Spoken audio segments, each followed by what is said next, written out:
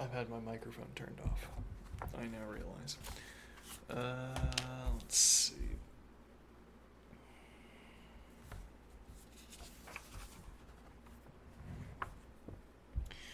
So this was proof by pattern matching. And my gestures hopefully were enough to indicate the point here that these two quantified terms, G and H, for all G and for all H, the work that they do in the right-hand side is being done by our expression for all R, not R as an element of A. So we have for all H, not H as an element of A, or for all G, not G as an element of A. And the work of both of those is being done by up here for all R, not R as an element of A. And then the point being made down here is that quantifier point might necessitate stepping down, or it might not, but it doesn't matter, because even if we had shown full interderivability, as in this case, if we had shown full interderivability, then we could have stepped down. From interderivability, we may derive forward derivability, reasonably enough. So, I'm not going to figure that out. Though maybe I should, but I'm not going to. Alright, so, next one. If for all R... Oh, and the discrepancy, a different discrepancy, we had this strange, there exists a D hanging out here, and that was a mistake from when I distributed a negation. I spawned the negation in the wrong spot. Okay, let's see. So, if R is an element of A implies that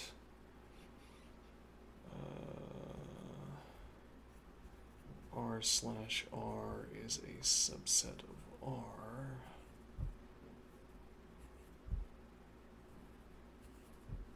then we may derive that the big intersection of A slash the big intersection of A is a subset of the big intersection of A, is the assertion.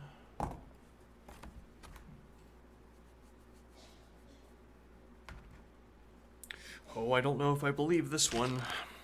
I don't have any idea what it's saying, so I don't have a reason not to believe it, but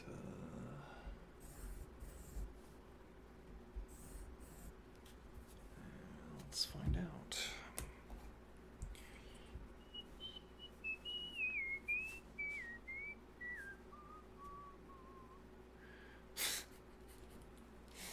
This brass tip, this brass fitting extends the pencil. You could have a brass fitting like this that you stick onto the end of... Yes, well that was the idea. I had that idea for the colored pencils, but actually that just works for every pencil, I suppose. I mean, the only... So how much pencil is wasted from the fact that I have to have this resting against my hand. Anyway, let's see. How long would it take a metal fitting onto pencils to pay for itself? Let's see. I guess even it would work better for standard pencils because you'd have to change it out on colored pencils for each new color you wanted, whereas you could run a pencil all the way to the nub. Anyway, so for all R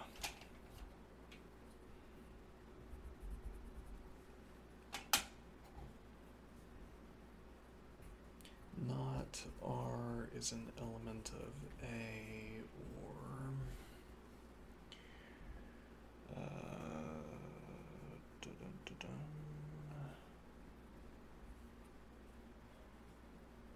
for all D, if there exists an S and there exists a T.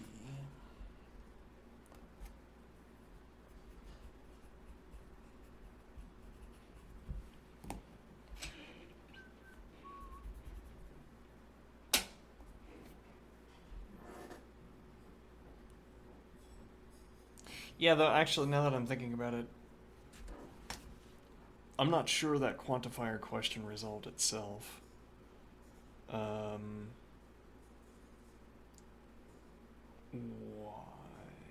Because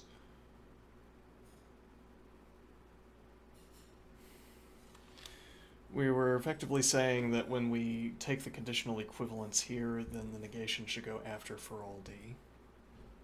But then why doesn't it also go after there exists an S and there exists a T?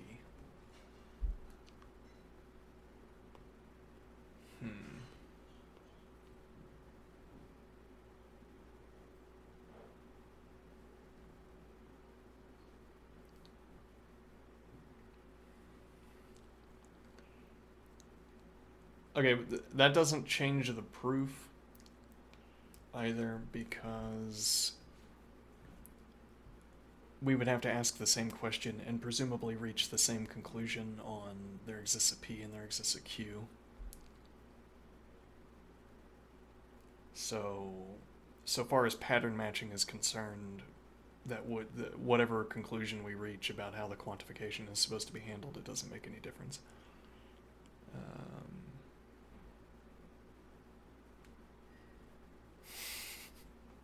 Which is maybe not a satisfying mathematical conclusion, but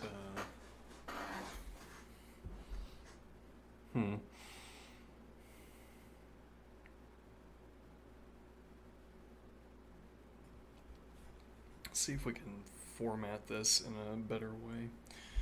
So not R is an element of A.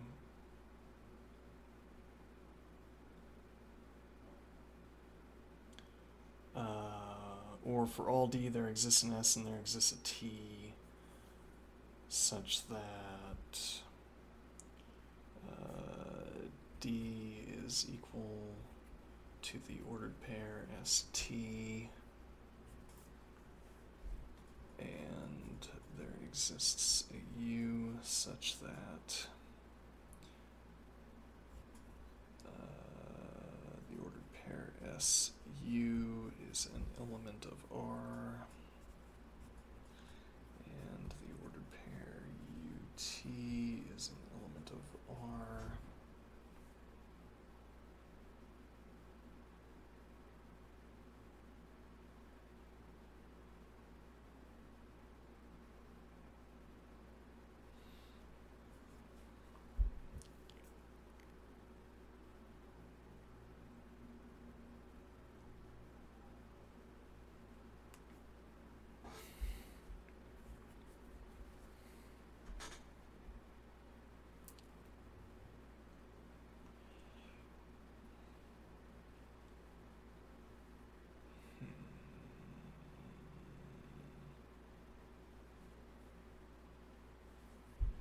Trying to think where the and fits in here, because we're probably going to need that term R is an element of A again in the consequent. So that would fit in. We'd put an extra bracket here. So this is open and closed for this term, R slash R is a subset of R. Then we would open up another bracket and another closing bracket and have and R is an element of A.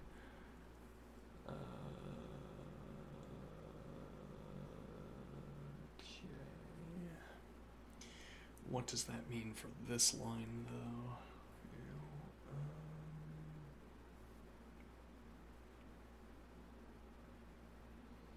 So open, close.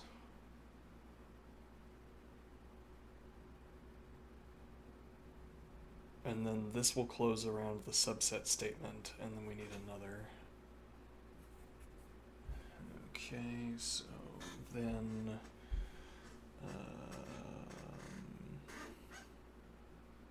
D is an element of R, and okay, so that's going to be open, close, close here, and then R is an element of A.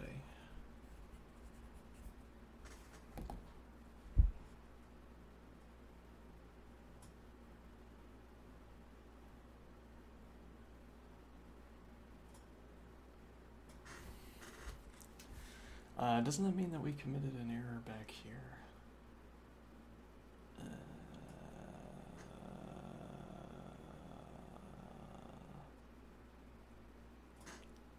Okay, we might want to rewrite this.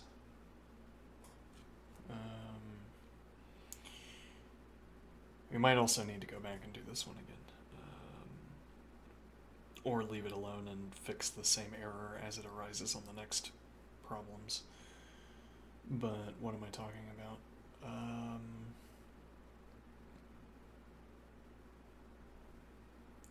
So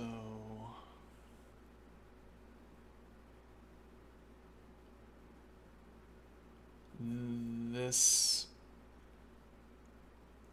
D equals the order pair ST, the order pair SU is an element of R, and the order pair UT is an element of R is our... Oh, and then D is an element of R. That's this expression. Okay, so this AND is actually external to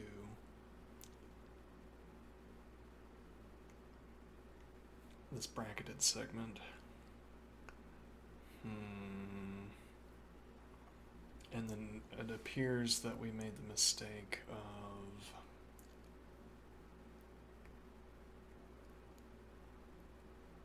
okay, but actually, I see. Is that where we had to derive down? What do I mean? So we might have, the point might have been distributing this term R as an element of A, so ANDing it through, and then we shed the ANDs on every term except for D as an element of R.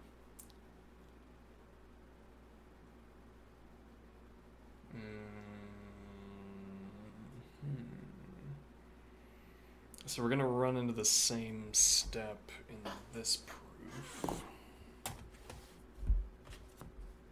So we'll just fix it here. And that would be, that's where we would have to step down if nowhere else. It's interesting that there's wiggle room for being imprecise in a way that, well, actually, I guess there would be some corresponding room for imprecision in, say, numerical calculations for something like calculus. If you make a bunch of calculation errors and then you have to multiply all of it by 0, for instance, then it doesn't matter. I mean, so long as all of the errors were within a term that gets multiplied by 0, then it doesn't matter that you made those mistakes. Similarly here, here if we have to distribute this through the OR expression and then AND out, or AND reduce, then we have to step down our interderivability. Alright. Well then, if I so desired, I could step down the interderivability every step and not risk it, as it were. And it wouldn't make any difference to the accuracy of the proof as a whole. It would matter if we wanted intermediate steps as some kind of lemma, I suppose. But okay, let's do this over. So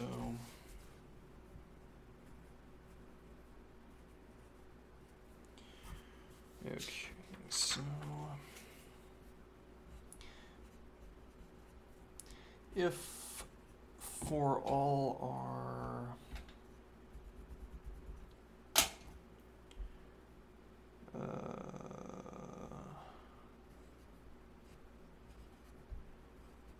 if R is an element of A, then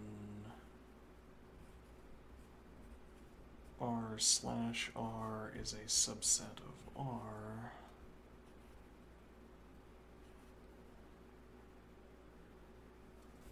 then we may derive the expression.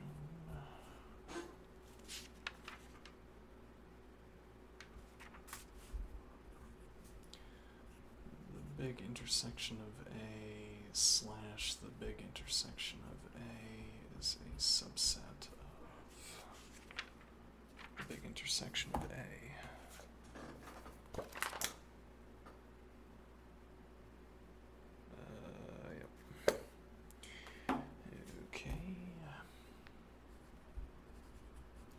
Alright, that maybe could have fit there, but no.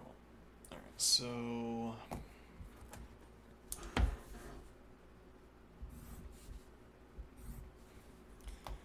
and this is stepped down. We only need forward derivability. Alright, so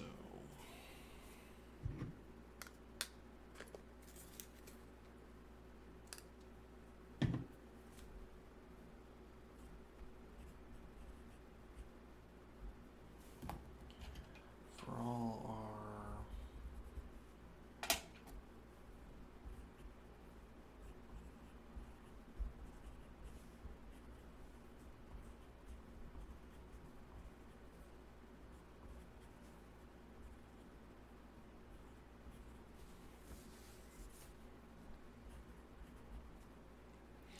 interderivable with the expression R is an element of A, then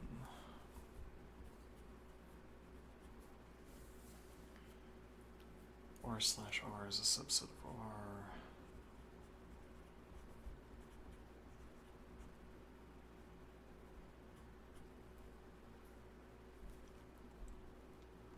And R is an element of A.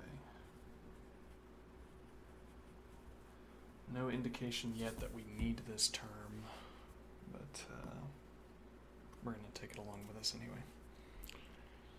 Okay. Interderivable with the expression not R is an element of A, or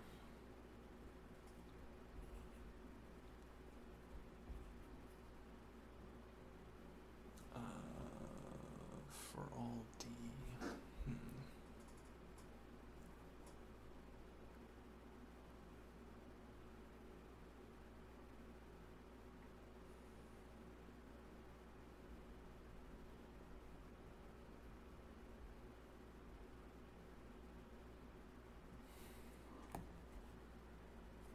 Yeah, I don't know what to do with that quantifier. I don't want to stop what I'm doing here and fix it or figure it out.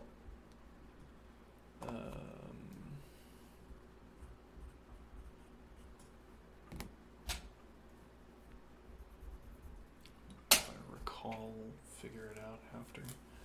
For all D, if D is an element, take this one step at a time because this is confusing. If D is an element of R slash R,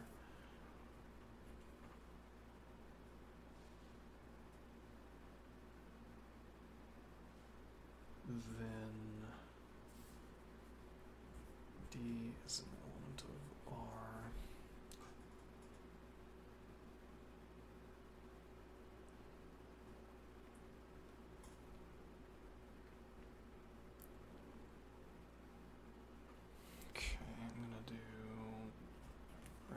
There, bracket here, and R is an element of A. Let's redo the brackets over here.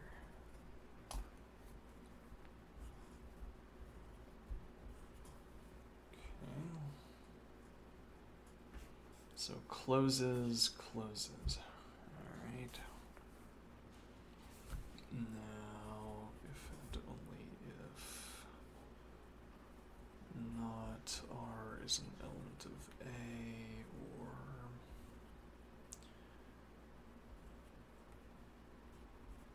for all D, there exists an S and there exists a T.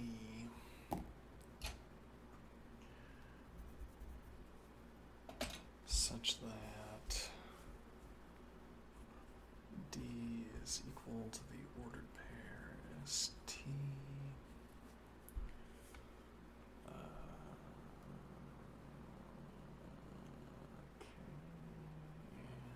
And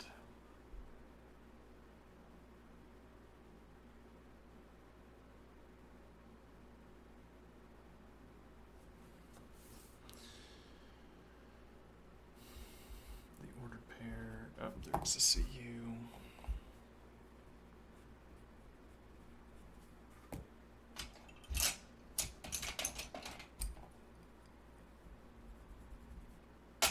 Such that the ordered pair SU is an element of R, and the ordered pair UT is an element of R. Alright, now close bracket, and then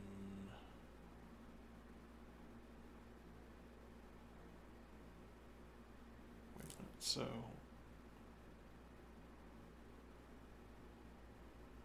so this gets its own bracket. So that's open close here, and then we have or. Okay, then we need a negation. Yeah, okay, let's just keep the conditional for now. Let's see. Then D is an element of R. Okay, so now this closes bracket. And then we have and R is an element of A. We got a nice alignment here at the end. Okay. So now once again we don't know how to distribute the negation, so that's what we were talking about here. If we could merely go by the brackets, this is the bracketed section, and then we'd have for all D there exists an S and there exists a T. Yeah, I would need to have a clearer idea of the semantics of this expression, like what object this is talking about, to have an intuition, have a supposition about, have a position on the quantification, but I don't. Hopefully it won't matter for our proof. Playing hope math. Not R is an element of A, or I want to say that this is supposed to be for all D, and then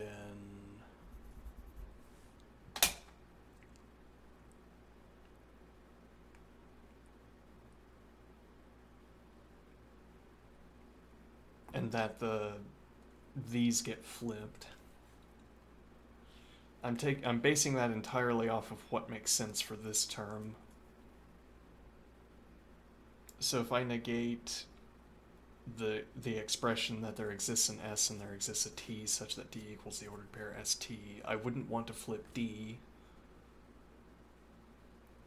I would want to flip the expression that there exists an S and there exists a T. Or I'd want to say for all S and for all T, not D equals the ordered pair ST. I wouldn't want to say there exists a D such that for all S and for all T, not D equals the ordered pair ST. What that tells me about shuffling these quantifiers around, I'm not sure, but alright, so we'll just stick with that for all S and for all T.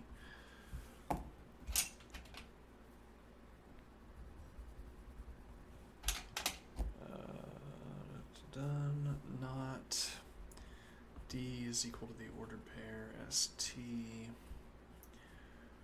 or for all U. And now this will get shifted up to green quantifier. For all U, not pair SU is an element of R, or not the ordered pair UT is an element of R, or D is an element of R. Okay, and now that's that closing the bracket, then we close this bracket, and then we have and R is an element of A.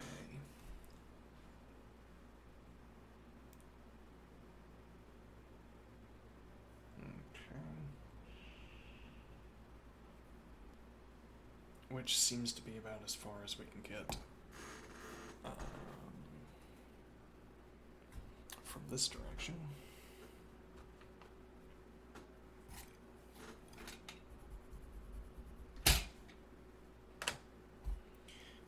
Okay.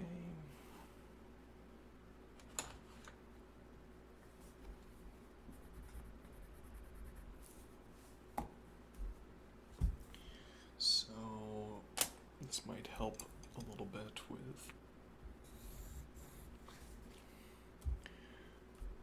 terms getting too close to each other, maybe. All right, so for all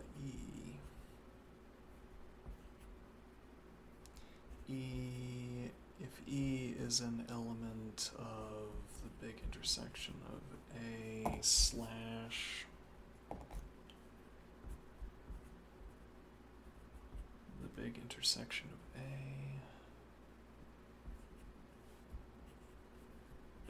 then E is an element of the big intersection of A. Okay.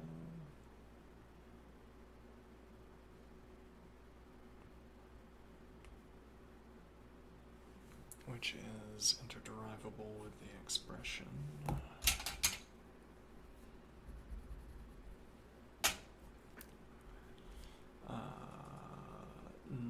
So this is an example here where I don't flip this for all, or in the past anyway, I haven't flipped this for all expression.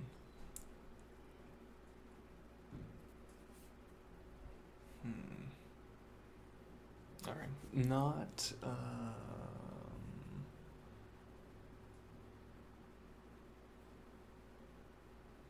Actually, let's just not flip this yet and write this out. So there exists a P and there exists a Q such that E is equal to the ordered pair PQ, and the ordered pair there exists an R.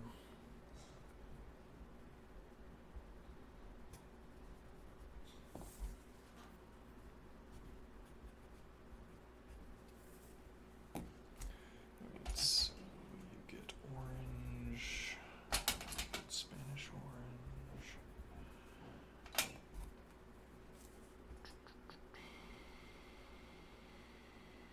There exists an R such that the ordered pair PR is an element of the big intersection of A, and the ordered pair RQ is an element of the big intersection of A. Okay. Then E is an, nope, there exists an F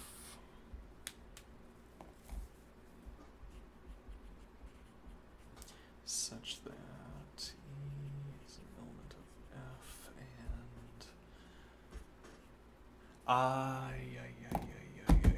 that's the union. There is, in fact, a difference in these definitions. That's not so bad because the definitions are close. let's finish out this erroneous expression and let's see how little find and replace we have to do. Let's see, E is an element of F, and F is an element of A. Okay. Where do we have to intervene?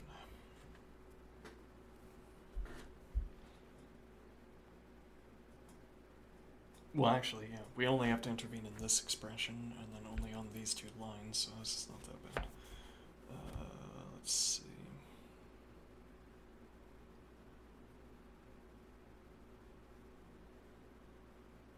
Specifically, we have to intervene here, right, because we haven't unfolded these terms yet. So I shouldn't have finished this erroneous expression, because this was the only wrong thing. Oh well. Okay, let's see.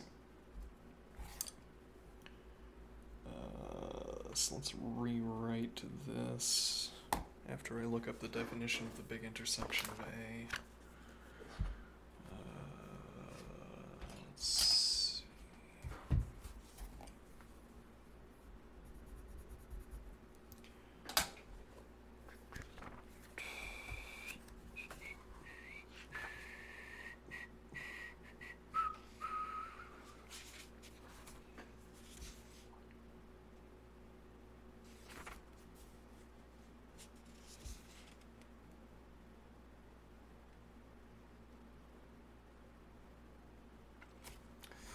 So the big intersection of A is equal to the set containing as elements P M such that for all B, if B is an element of A,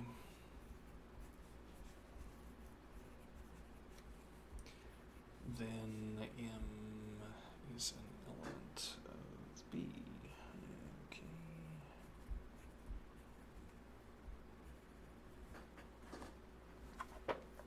So that for all N is an element of the big intersection of A is defined, okay, is interderivable with the expression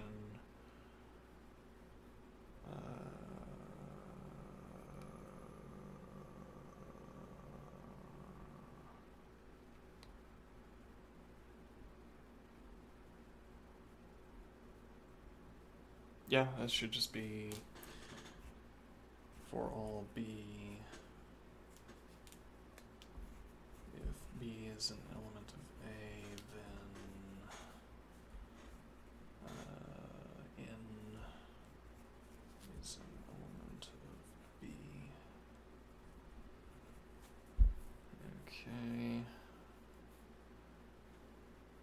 So I'm not going to write there. We'll skip down to here. So there exists. Actually, yeah, we could go ahead and distribute the negation.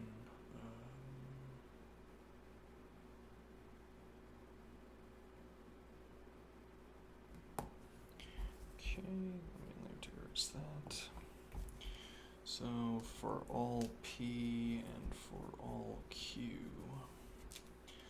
not E is equal to the ordered pair PQ.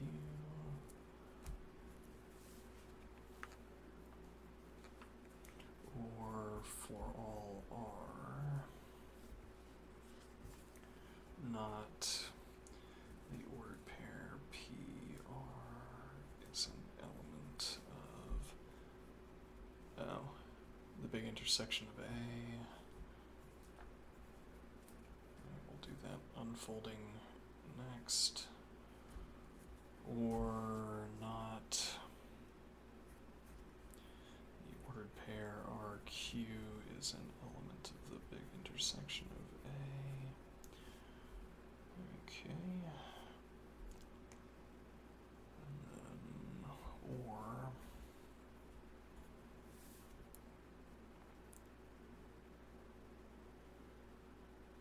for all B,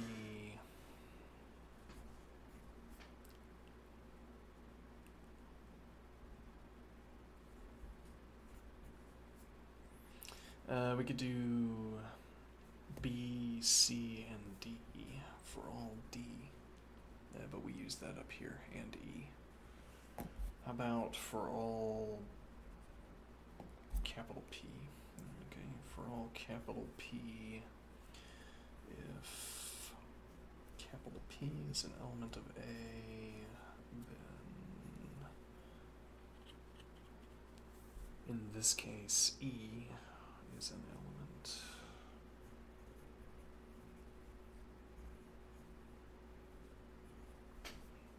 Okay.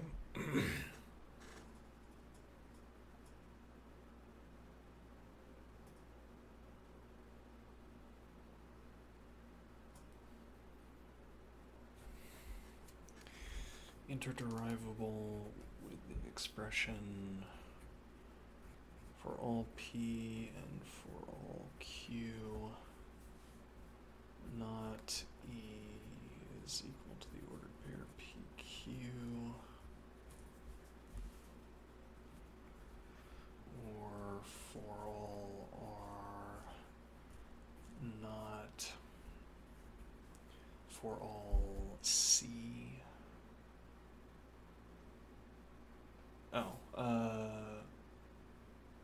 We could do MN. Alright, for all M, capital M rather.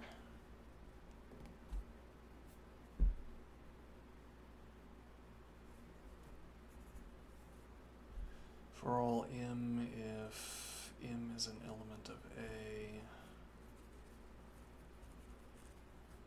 then the ordered pair PR is an element of M. Sure. Or for all N,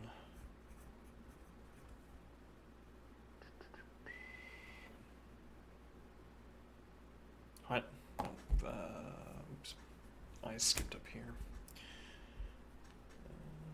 We can ameliorate that to some degree. There we go. Alright. Not for all capital N if the ordered pair, no, if capital N is an element of A, then the ordered pair RQ is an element of N.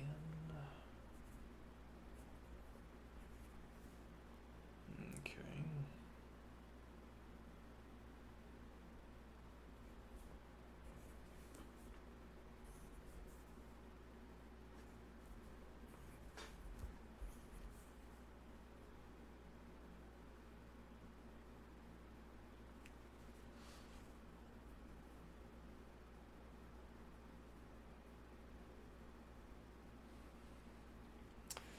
Alright, or for all P, if P is an element of A, then E is an element of P. Okay.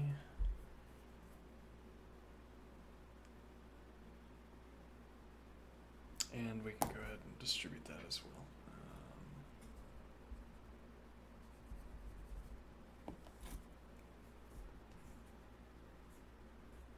Not P is an element of A, or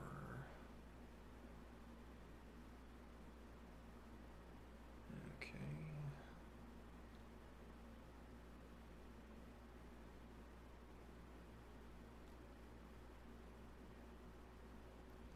Sure. All right.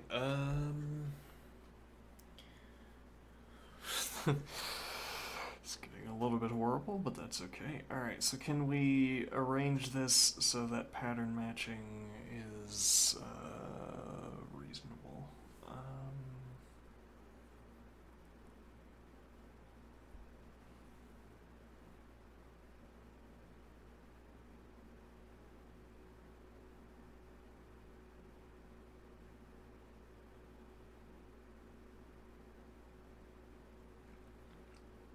Actually, maybe not. Actually.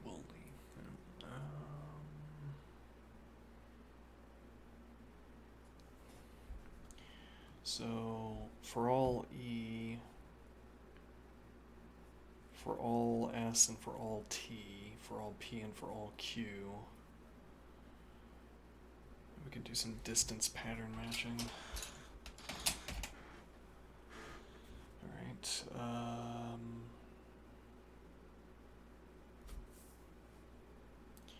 we'll do all of this as one.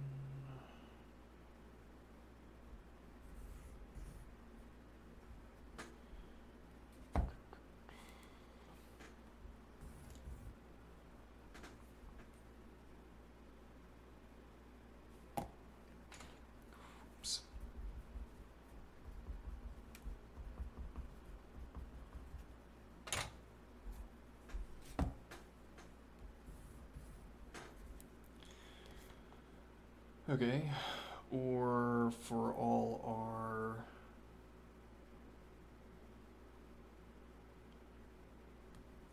we need another step of distribution here because we need to break down these, and then we need to distribute the negations. I'd rather not. Well, let's see.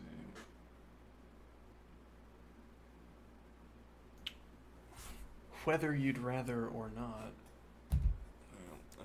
Let's see.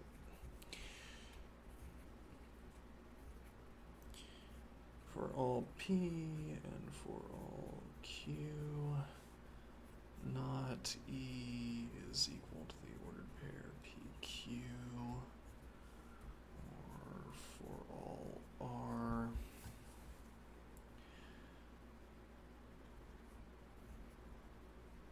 and for all M, not M is an element of A. That needs to be more clearly capital M.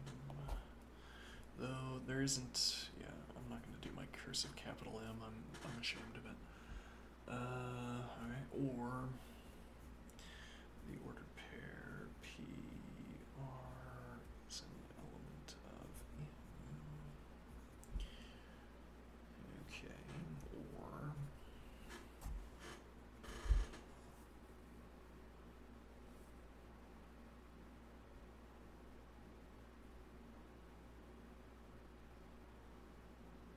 I dropped a negation.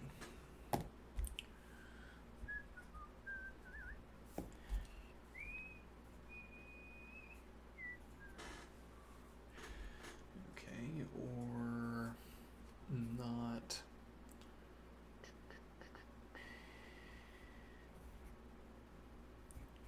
for all N, that needs to be capital N. Not N is an element of A, or the ordered pair RQ is an element of N.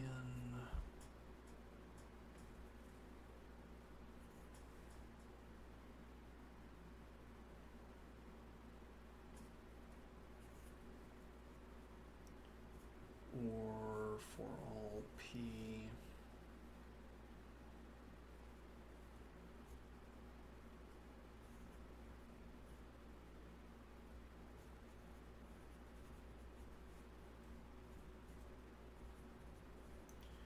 okay, well that was horrible, and it's about to get even worse, maybe, arguably.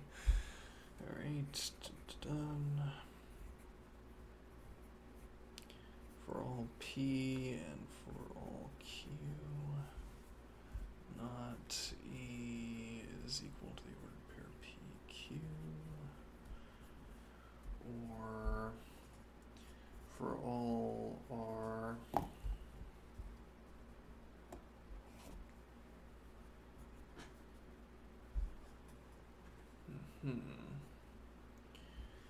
there exists an M such that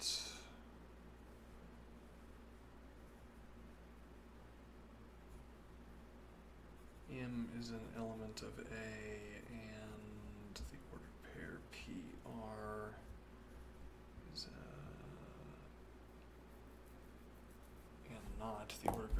is an element of M.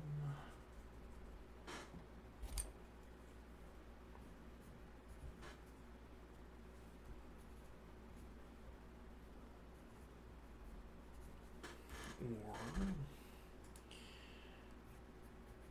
there exists an N such that N is an element of A, and the ordered pair RQ is not the ordered pair RQ is an element of N.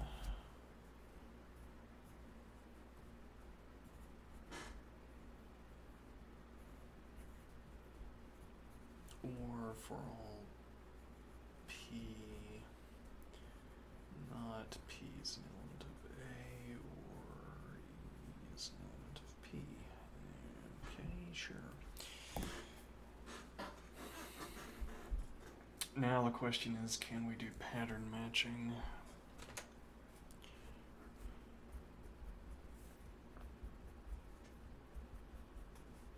The ultimate form of proof. Pattern matching. Let's see. Alright, so there exists an S and there exists a T. No, rather, for all S and for all T, not D equals the ordered pair ST. For all P and for all Q, not E is equal to the ordered pair PQ.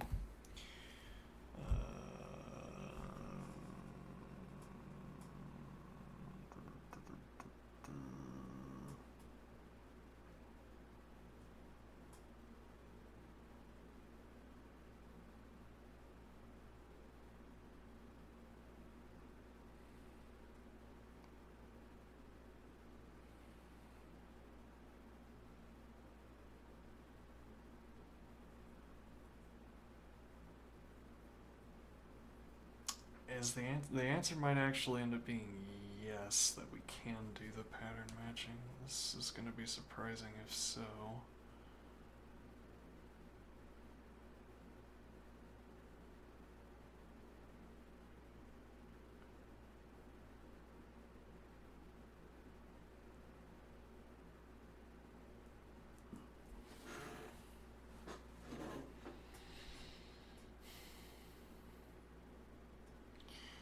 One point here is that with these two terms, M is an element of A and not the ordered pair PR is an element of N, or N is an element of A and not the ordered pair RQ is an element of N, we can reverse distribute. Well, if these are the same terms, we can reverse distribute.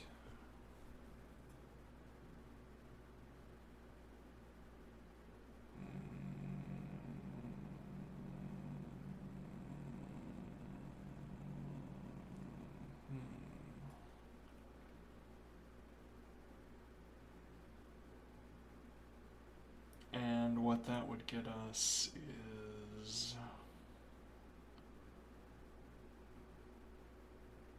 R is an element of A and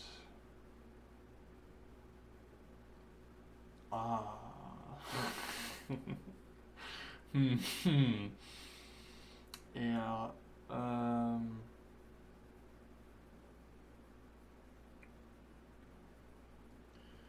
Okay, that's interesting.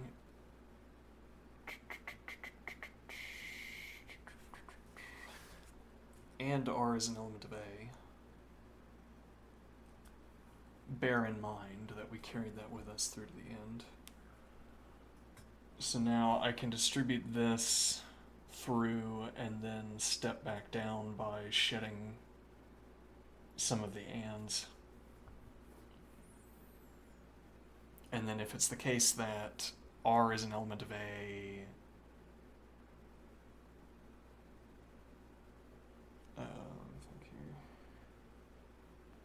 right, well we could just group these two terms together and have R is an element of A and not the ordered pair SU is an element of R, or not the ordered pair UT is an element of R. And then we step down from the assertion that R is an element of A to the assertion that there exists.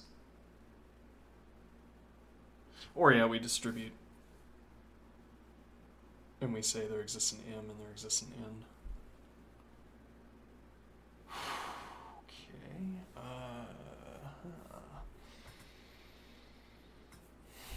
Okay, let's...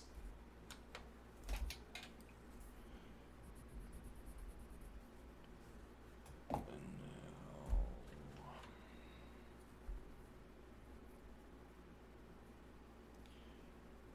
now... let's do a quick lemma here.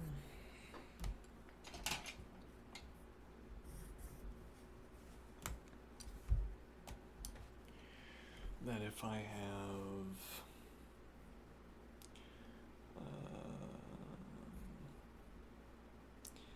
P or Q and R, this is interderivable with the expression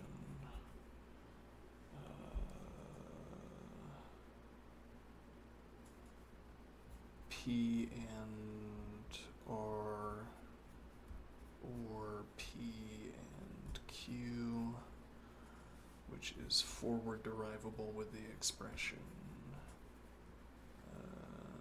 P or, this should rather be Q and R.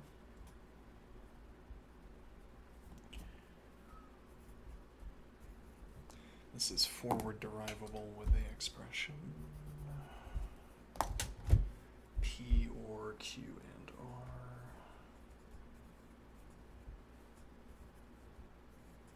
R. Okay.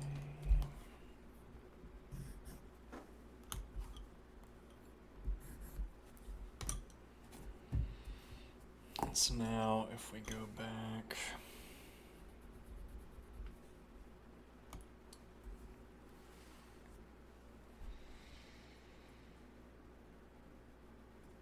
we have a lot of trust in our calculation that we haven't committed a typo anywhere. Yeah, my calculation is flawless.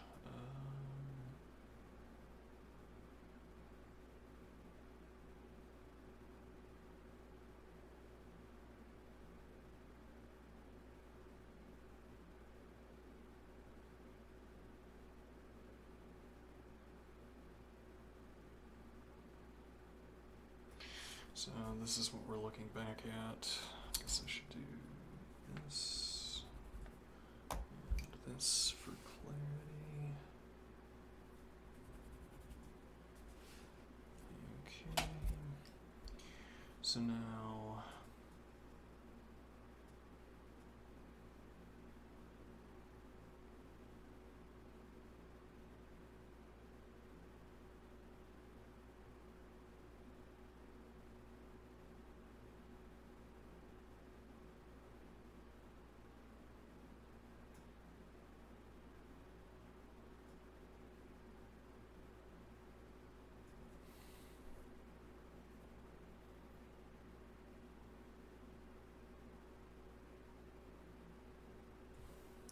I'll write out the whole expression and then indicate. So not R is an element of A. The difficulty of these exercises went up dramatically in this step from the preceding to this one. Difficulty curve could use some work. Let's see, or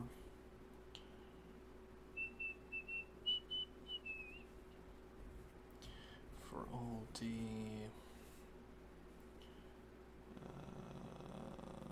for all S, and for all T.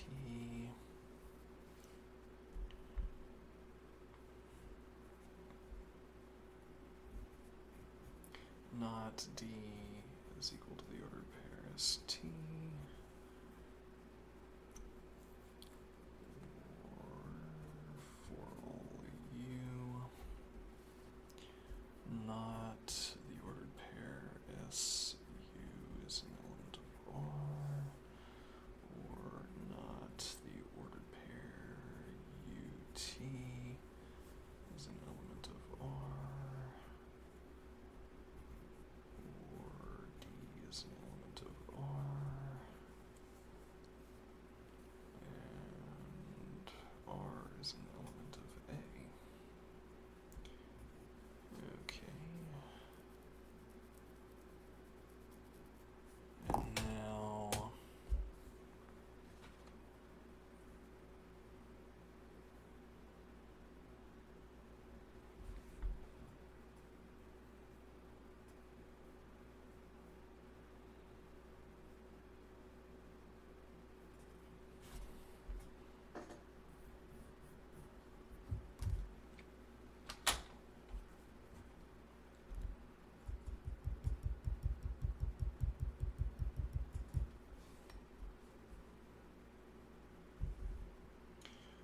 gesture towards this by doing...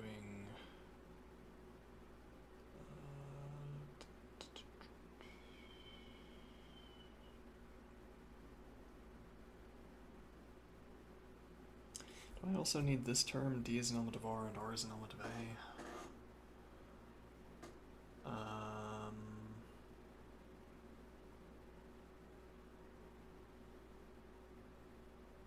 Oh, that's... yes, I do. Because I have to be able to turn that into the conditional expression.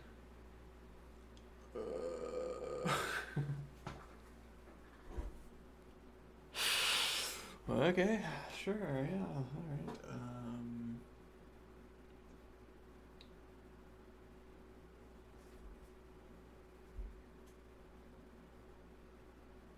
So I will gesture by saying this is one term.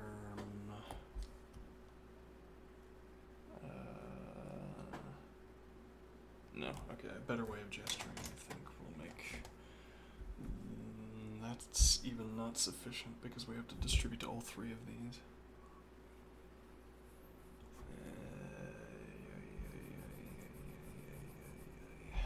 Let's see. We have to break out the rare usage. Oh, it's so rare it's covered in dust.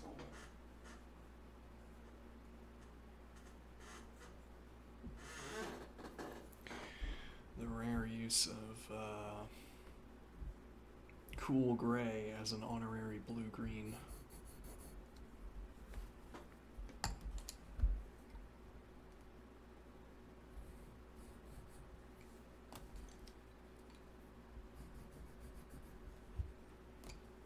Okay.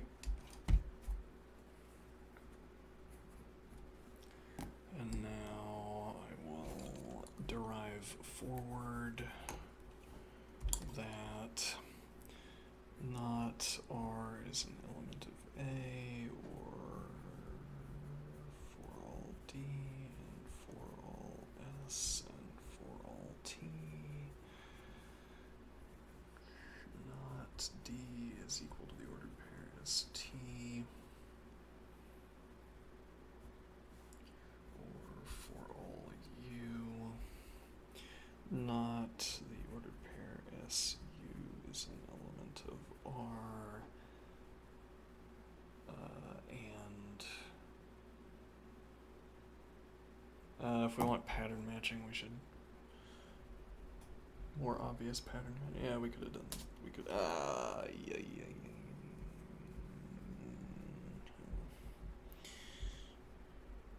All right. R is an element of A.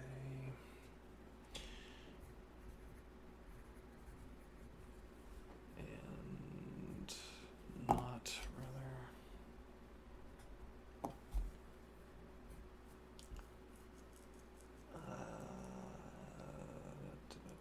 The ordered pair SU is an element of R, or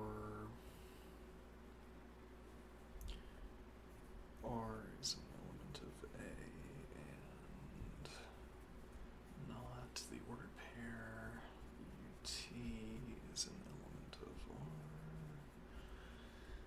Okay, and no, rather or.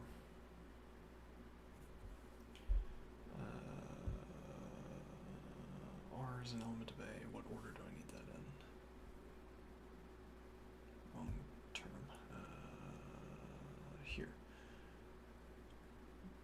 P is an element of A, and E is an element of P.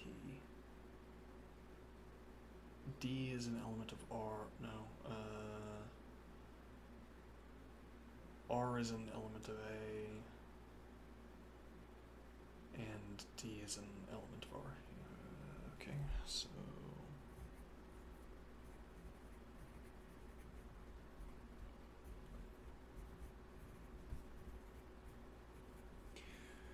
yeah, sure. Okay.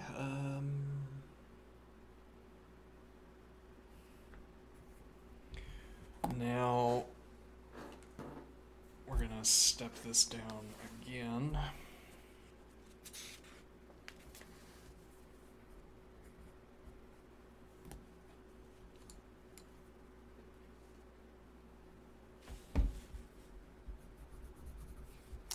Yeah, the thing is, if this is the game we want to play, I think using a theorem prover is, using a proof assistant is a reasonable idea.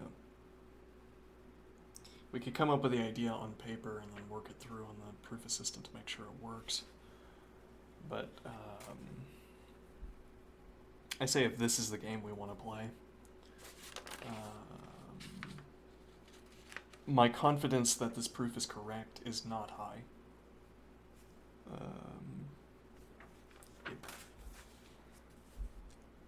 And then the question about my confidence in the proof would not arise if I was using a theorem prover, because I wouldn't care if it was correct or not. If the theorem prover accepts it, I get paid, or whatever, or the computer system accepts it, and then I get paid, or whatever.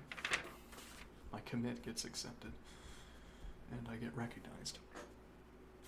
And if it turns out that the proof gets accepted, and it turns out that the proof was wrong, it's actually even better, because then you've demonstrated a flaw in the proof assistant, which will get some kind of bug bounty.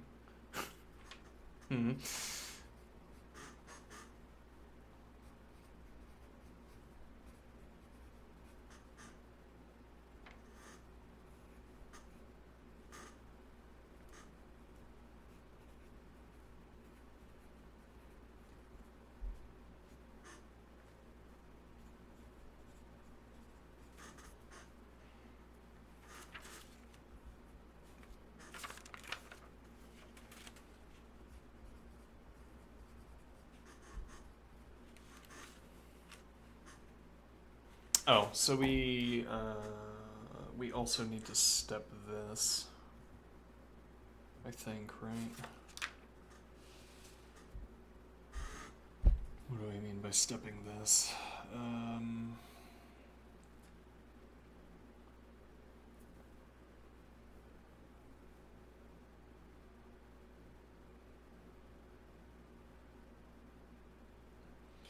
We need to step this to saying there exists an M from going from the particular to the existential. So existential introductions so that we can get the pattern matching.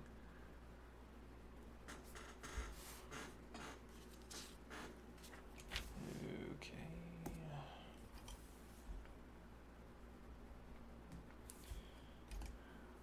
I guess we don't want to rely on specifically letters being the same, so I'll do capital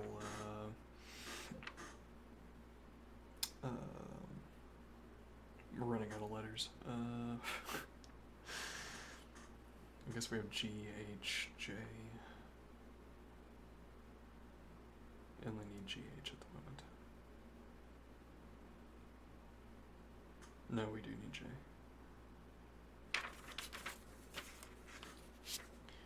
There exists G such that G is an element of A and not the ordered pair. SU is an element of R, rather G.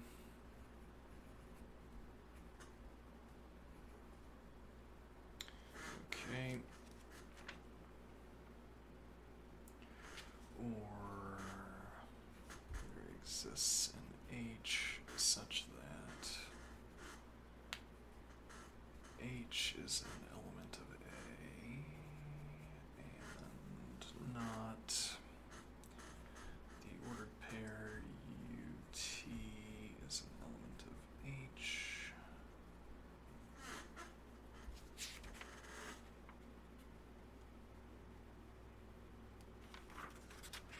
Or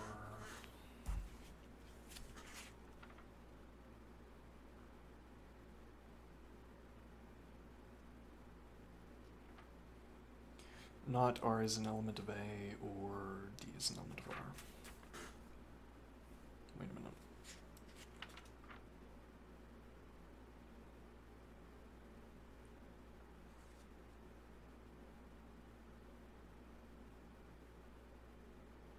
That one's a little bit tricky, but I think we're justified. For all j,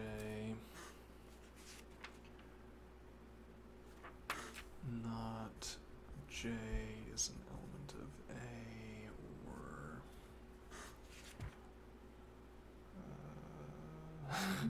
what letter are we working with? D is an element of R.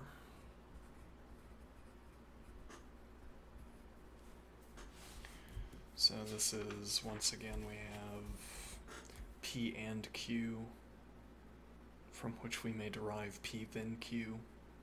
We may derive it, in fact, it's not merely an odd assertion that people like to make.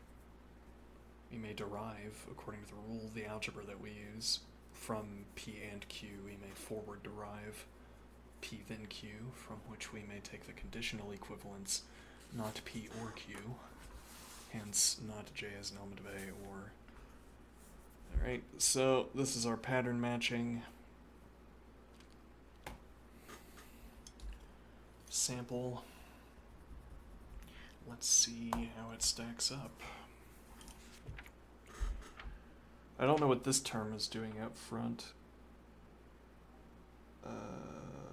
Hopefully something good.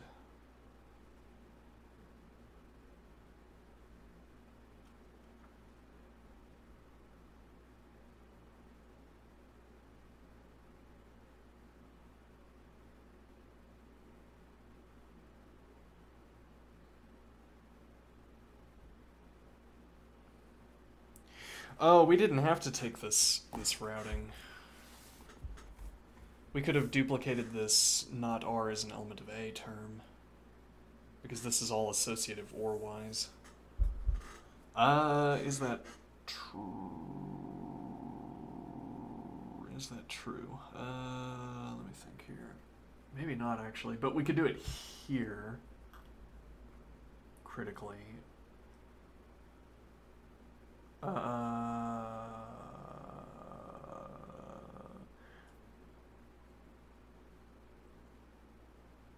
me think. So no, we could not have paired up this term with each of these other terms. What we could have done, and maybe what we need to go back and do, is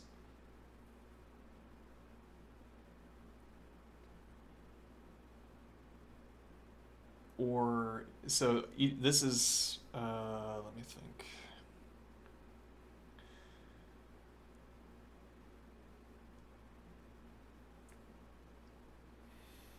Yeah, so our bracketing is a little bit confused, which obscures this point that this not R is an element of A.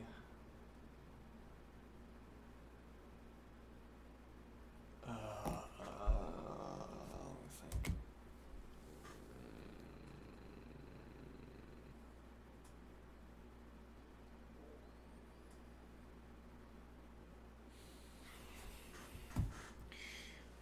I think that thinking is best done on paper. Let me go back over here.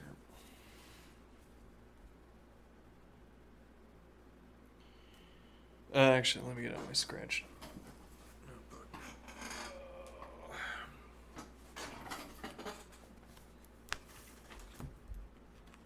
That had some dust on it too.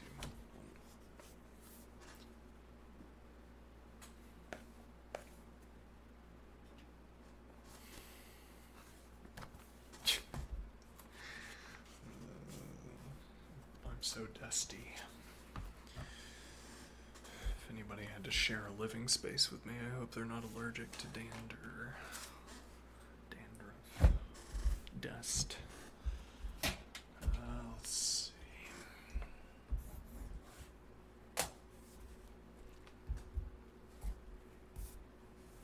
Maybe that wouldn't be a problem, I don't know.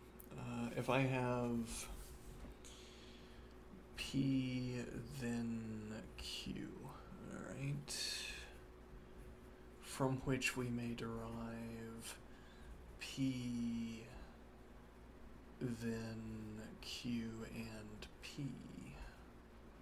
Okay, we needed to do that. Now, the problem is when I take the conditional equivalence,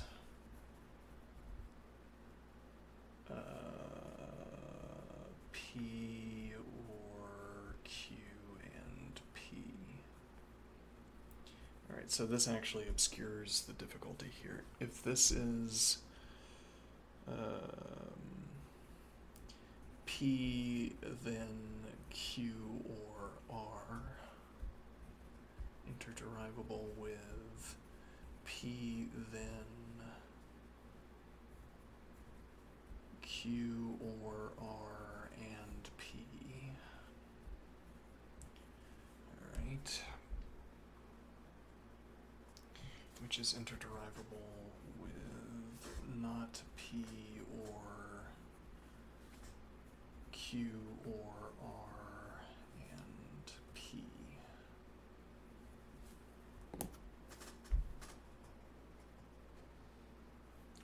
Now the question is, how does this distribute?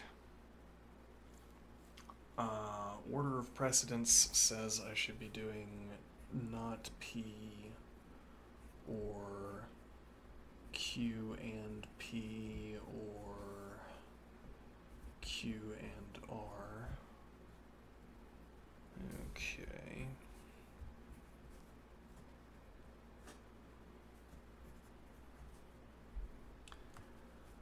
And then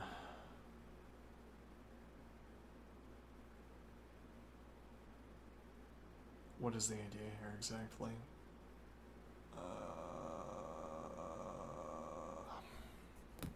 What do I need out of this?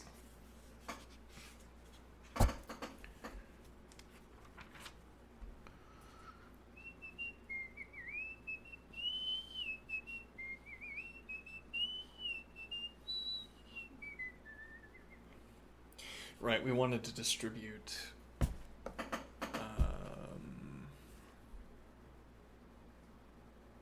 I made a mistake. This should be P and Q or P and R.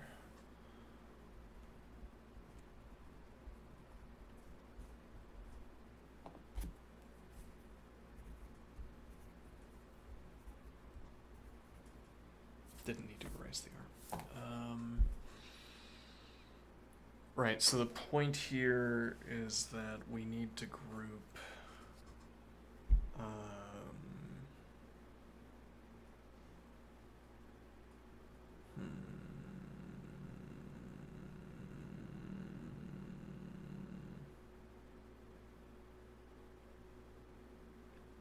No, I'm not so sure what the point is. Let me look around for a little bit.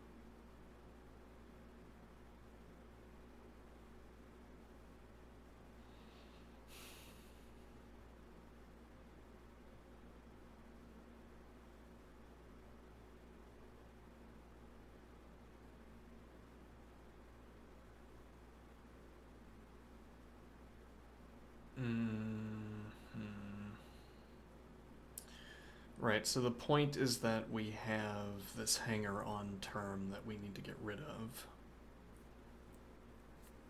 We have this term, not R is an element of A. One way of getting rid of that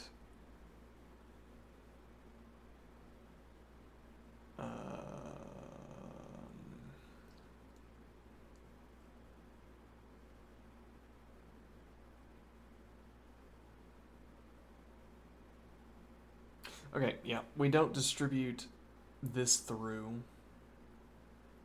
We don't distribute this R as an element of A through.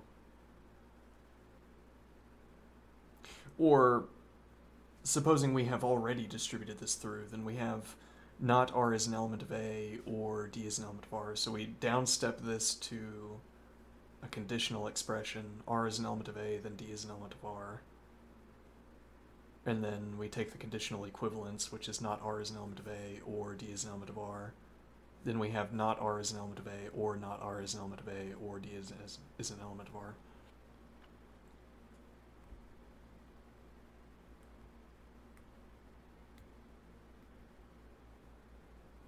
Okay, which is... does this sound like logic? Does this look like I'm on the pursuit of truth? I'm a very logical individual. Hmm.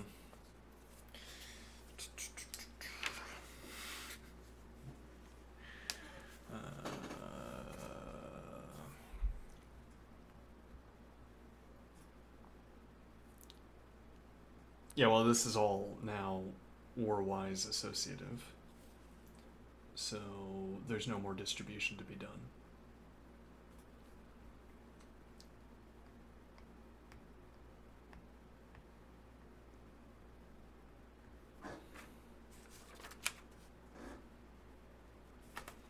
So actually the step here would be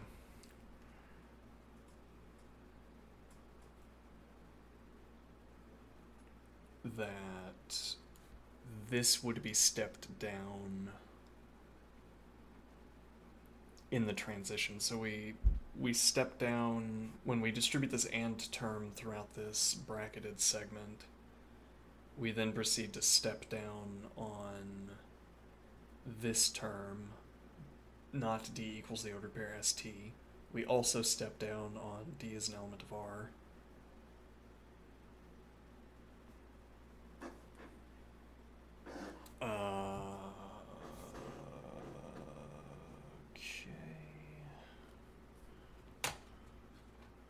So I will denote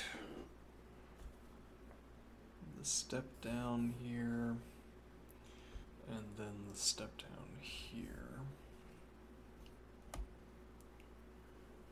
Okay.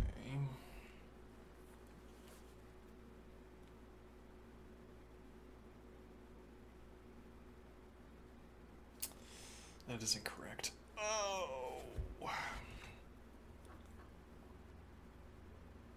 Yeah, it's easier if we just distribute this through and then step it down.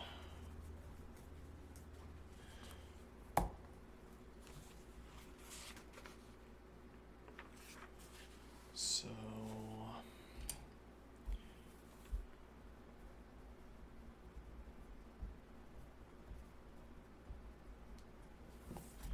R is an element of A and D is an element of R.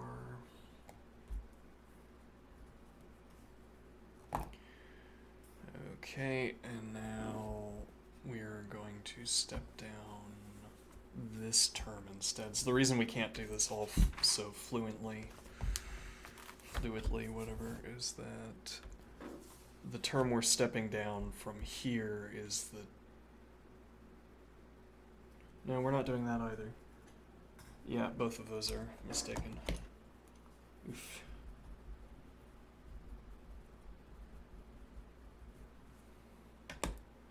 It's this term, but then I don't want to write the step down under this.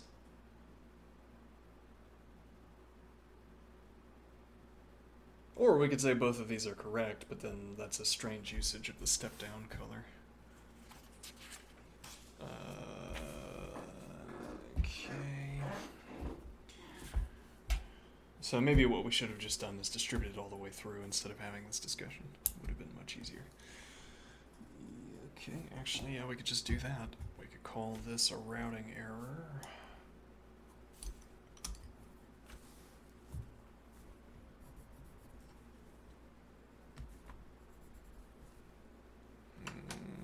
Okay. So rather step forward, and then we have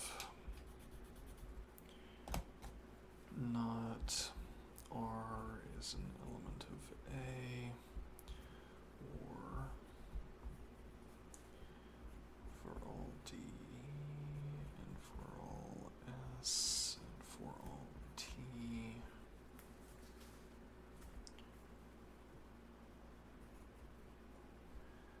Not D is equal to the ordered pair ST.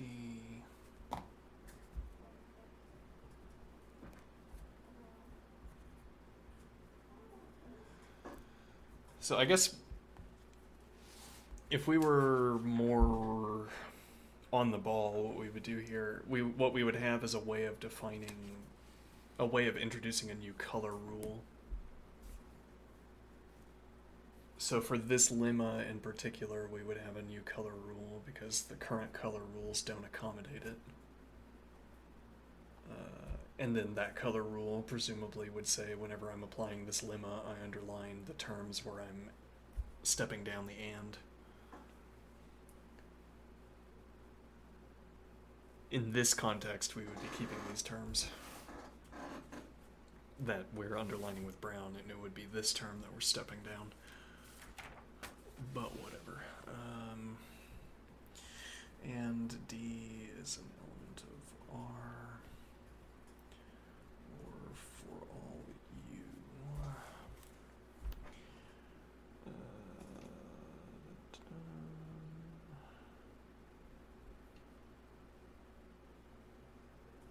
Yes, we'll just take this step, might as well.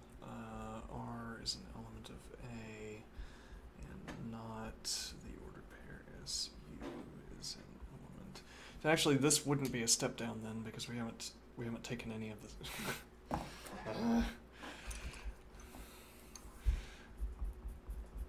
Yeah, we haven't taken any of the stepping down steps. Not the ordered pair SU is an element of R, or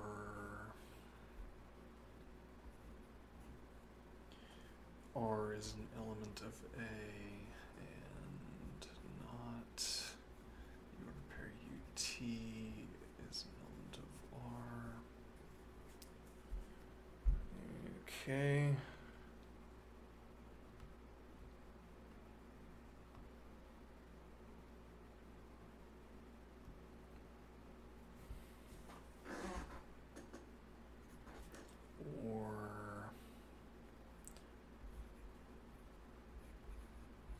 R is an element of A, and D is an element of R.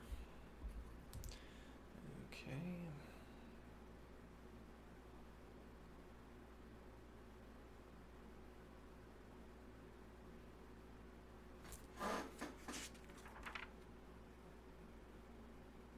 Yep. All right. So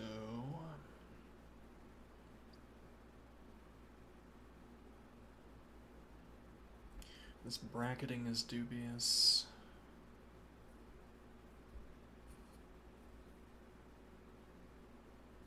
We're supposed to delete one of these brackets. Alright, and now we and down this term, and we and down this term.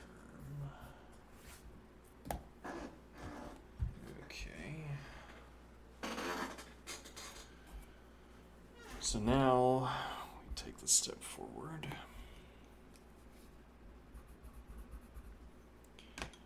I don't think we need to scrub it like that. I feel like any time we're scrubbing, unless I guess the vertical scrubs are suitable, but the horizontal scrubs are kind of they're unprofessional looking.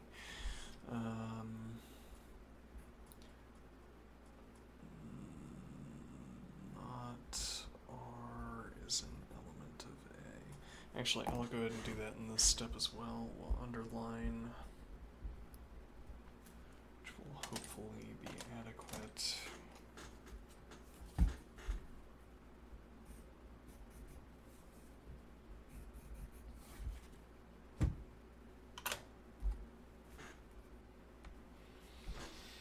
Okay, so now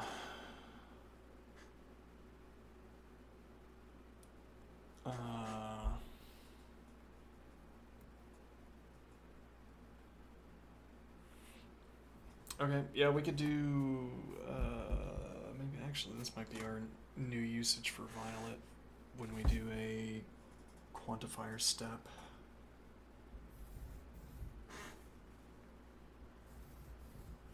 And quantifier steps also necessitate step downs. Okay, so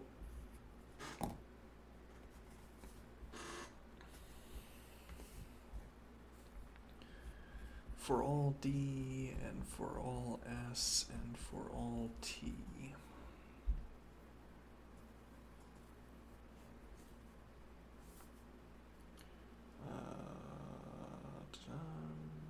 Actually, we don't really need that bracket either. Yeah, this, except with less erasing, would be ideal. Yeah.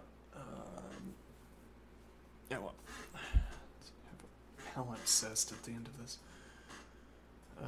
Let's see.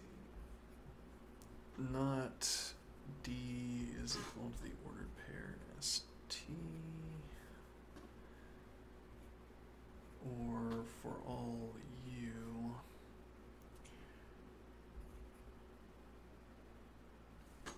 there exists a G such that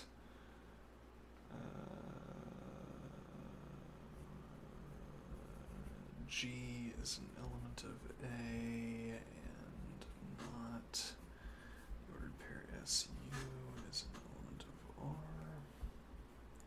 G rather.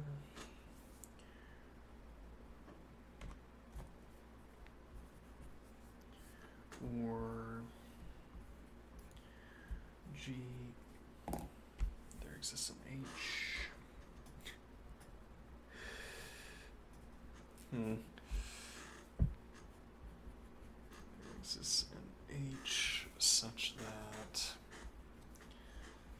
H is an element of A and not the ordered pair UT is an element of H, or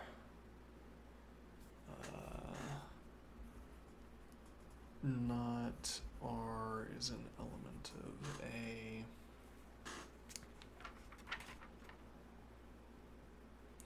We need quantification there as well.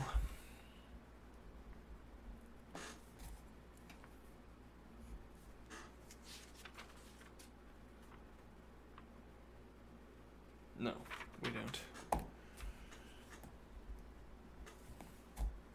We inherit the quantification because here, for the pattern matching, this is for all P, and we already had for all R.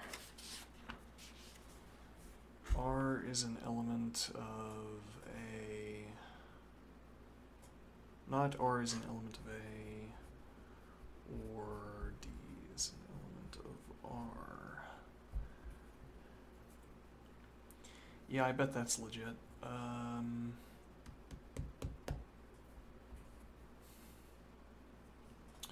Okay, so that's forward. And now we want to see backward. Or that's from the left, now we want to see from the right. Okay. Well, let's see it. And this should just be copy and pasting.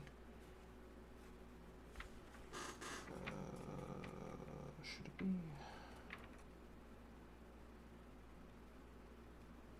Yeah, okay, so for all E,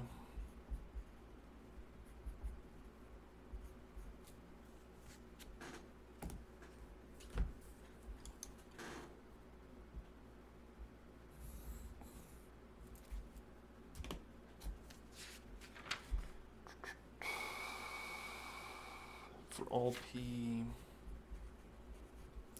and for all Q,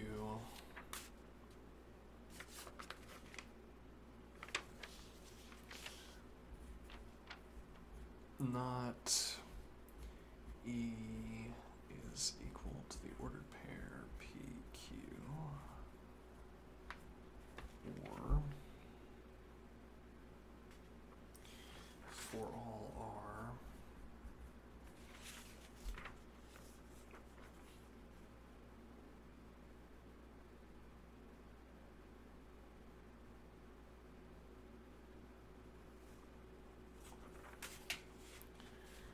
exists in M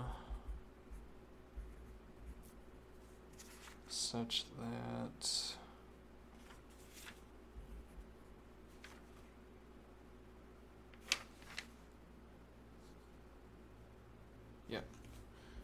M is an element of A and not the ordered pair RQ is an element of M.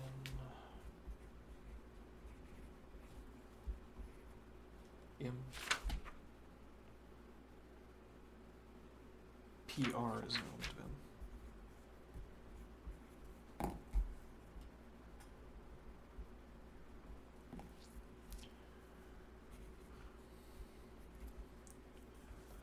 Or there exists an N such that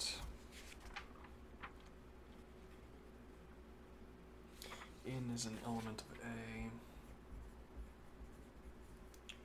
and not the ordered pair RQ is an element of N.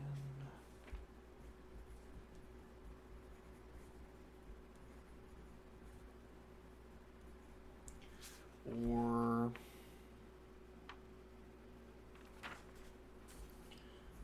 for all P, and what I'll do here is say red and red.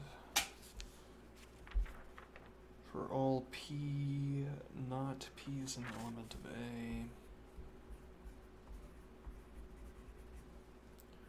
or E is an element of P.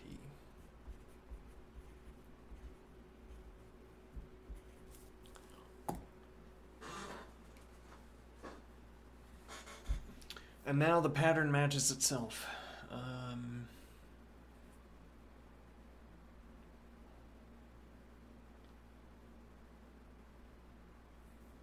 If I try to do the pattern matching by color, I think we will run out of colors.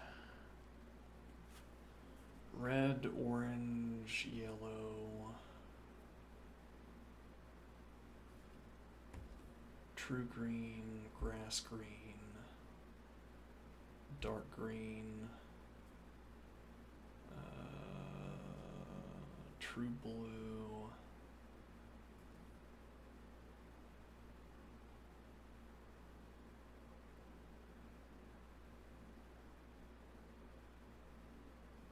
diagram blue. So no, we won't. All right, let's do it. We could even skip dark green if we so desire. It's actually poppy red, not red. Okay, let's see. So, D, every instance of D will get that. Okay, orange. S, every instance of S.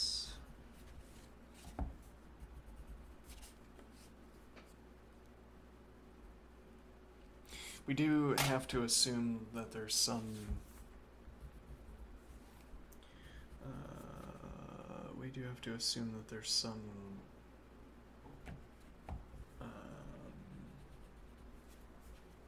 I don't know, system in place that recognizes that all of this is good and right. I mean, some kind of system in place that once I finish coloring says, ah, yes, I see what you mean.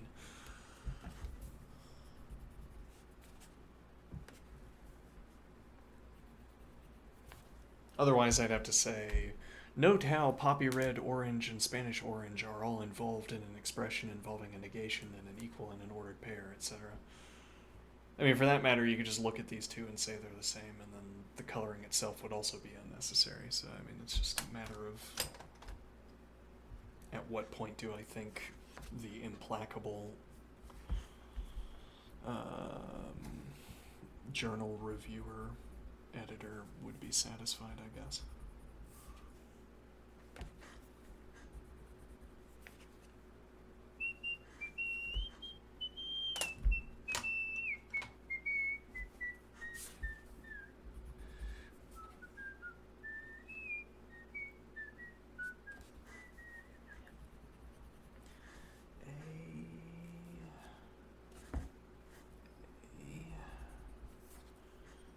Okay, we still have to do H and R, so indigo.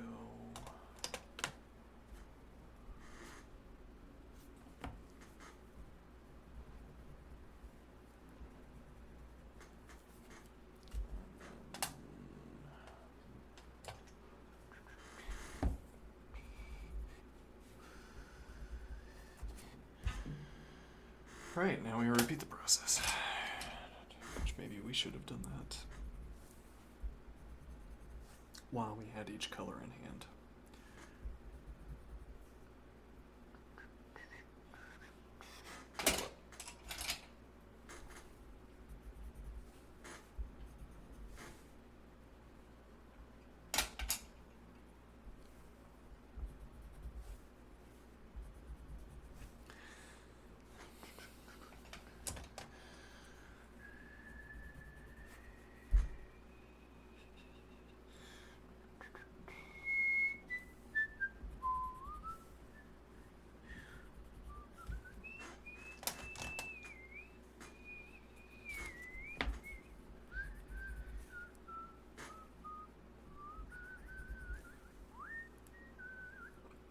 Now, the good news is we're going to get another chance. We're going to be able to. There's 2 more exercises that are much like this, and we'll get another chance not to have so many erases. How fortuitous.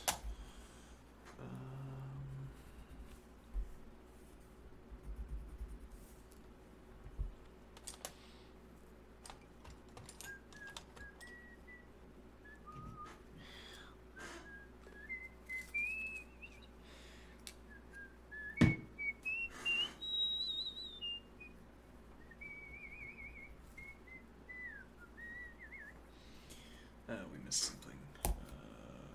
Yep.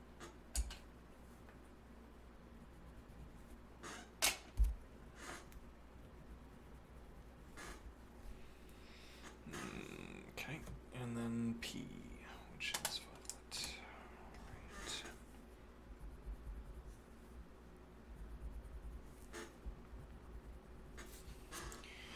All right, and my school of mathematics accepts pattern matching as a proof. We all learned from a young age to accept pattern matching as a proof, and now we find it highly convincing. All right.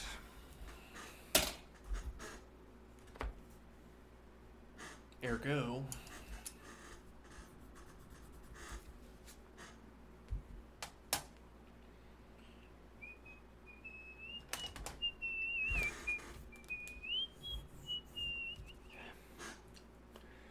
okay.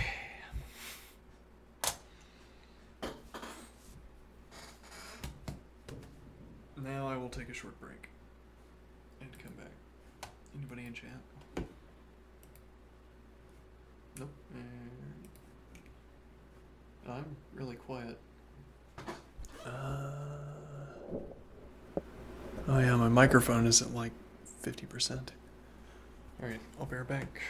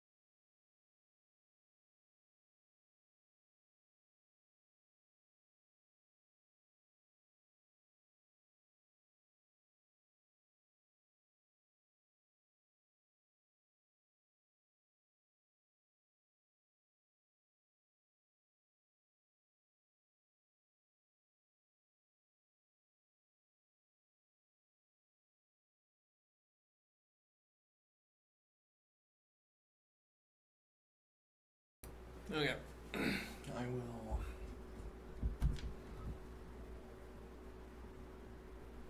exercise.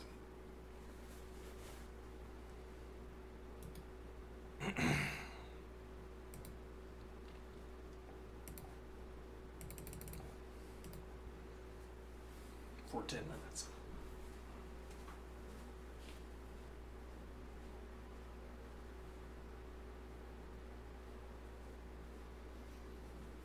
And then we will initiate the next part of this exercise. Probably we will not finish it.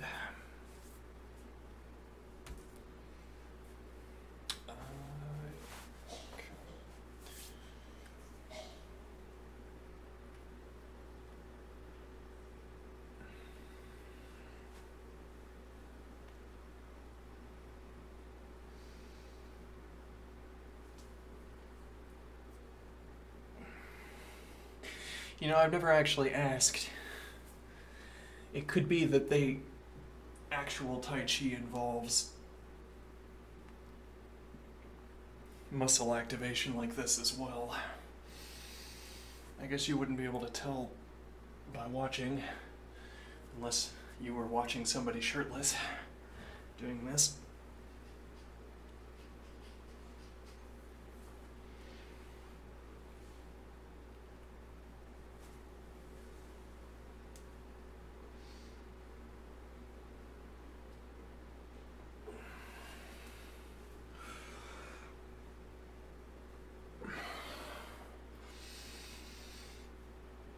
I mean, it makes imminent sense.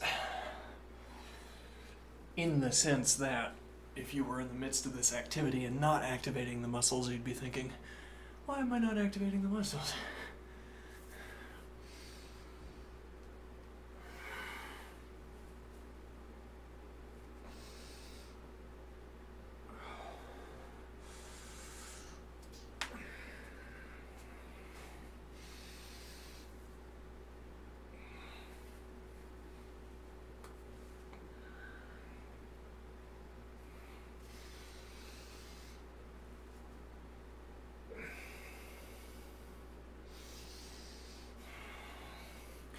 I haven't done a lot of watching people do Tai Chi either.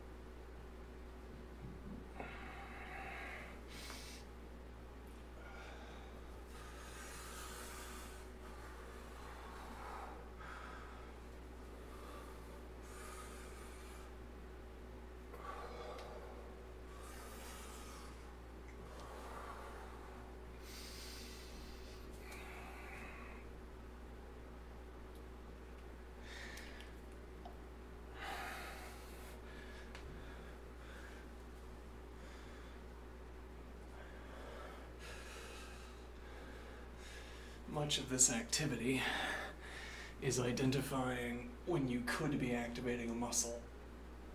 Two conflicting muscles, but you're not.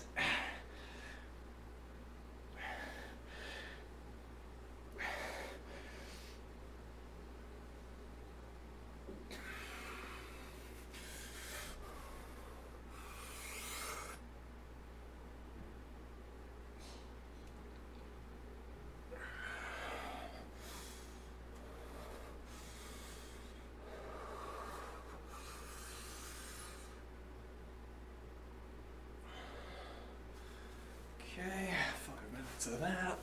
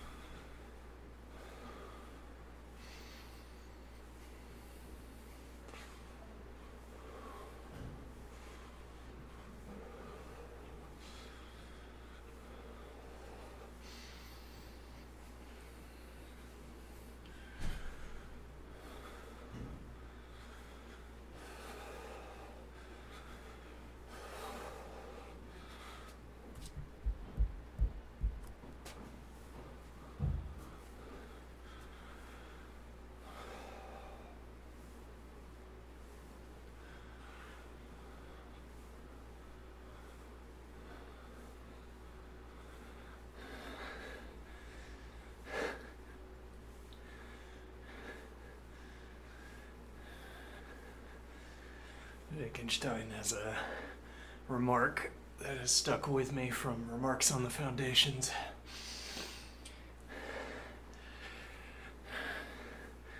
Someone could have designed set theory as a parody of mathematics, and yet nevertheless it would be obvious that it is still mathematics.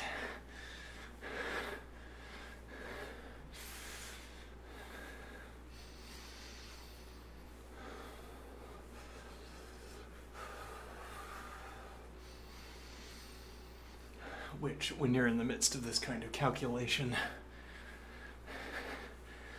that observation rings true.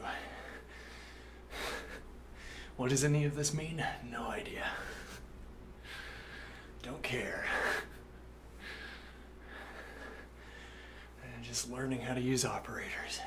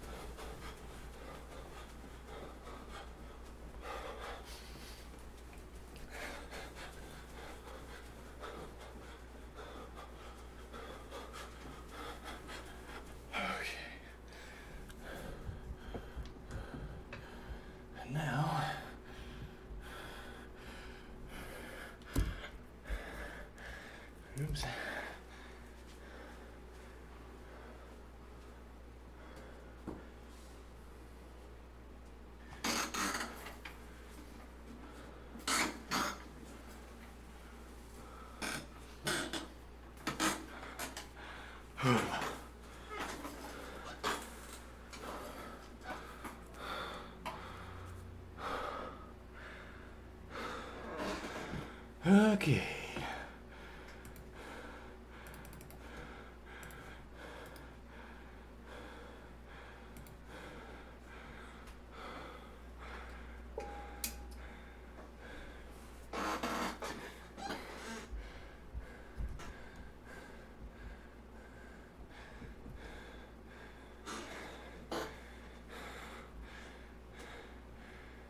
Okay. Now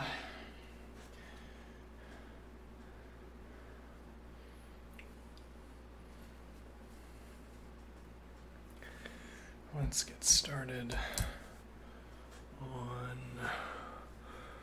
the next exercise.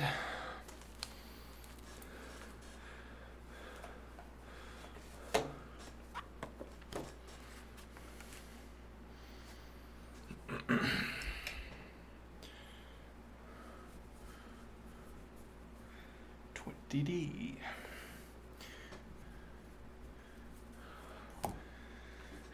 Which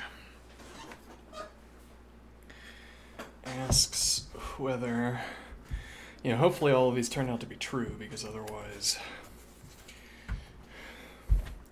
I don't know what the stopping point is when we say, no, I don't think it is equal. Alright, so we have for all R,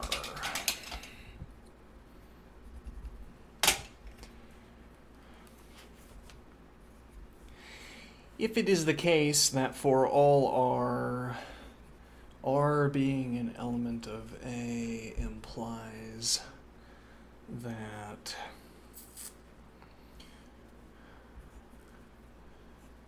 R/R converse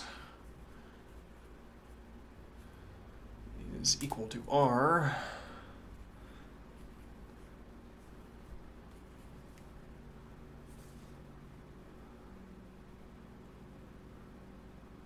I'll erase this bracket.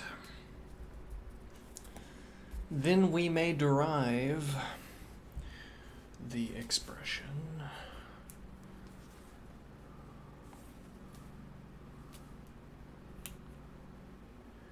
the big union of A slash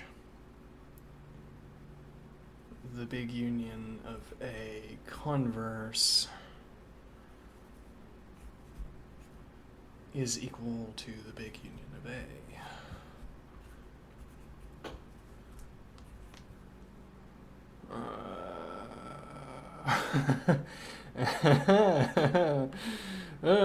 Yeah, okay. I giggle because this equality expression, this equality symbol, magnifies the difficulty of this activity substantially.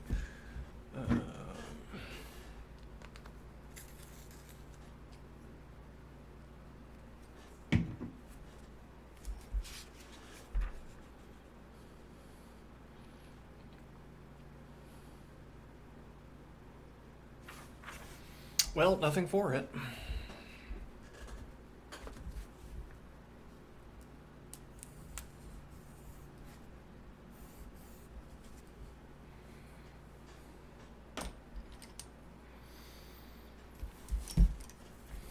All right, the forward expression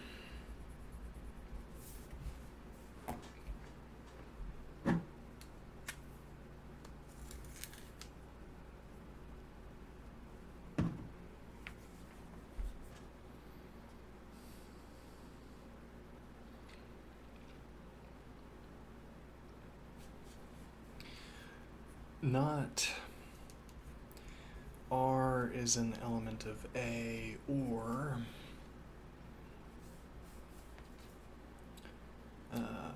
for all D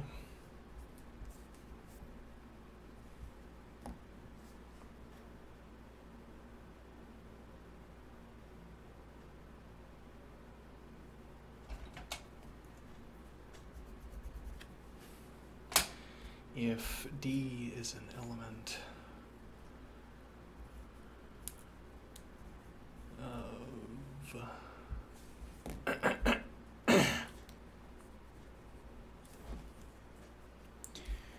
D is an element of R/R converse, then D is an element of R. And if D is an element of R, then D is an element of R/R converse. Okay.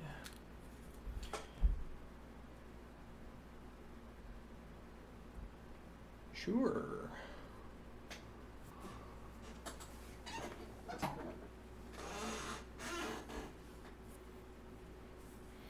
Which is interderivable with the expression not R is an element of A, or for all D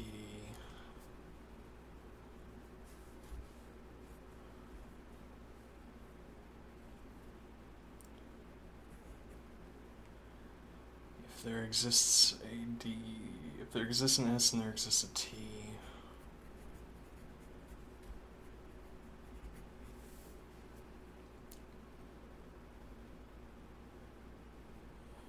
such that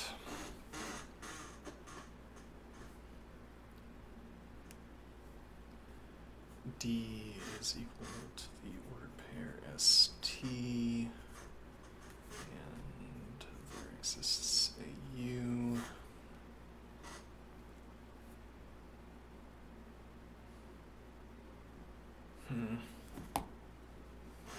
We're not going to be able to fit this on one line.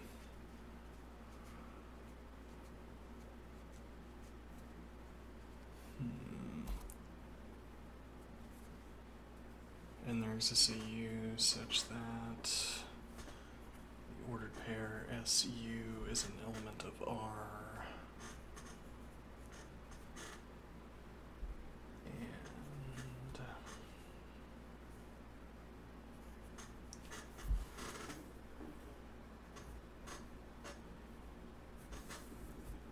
the ordered pair UT is an element of R converse,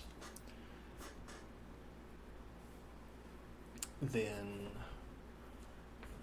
D is an element of R.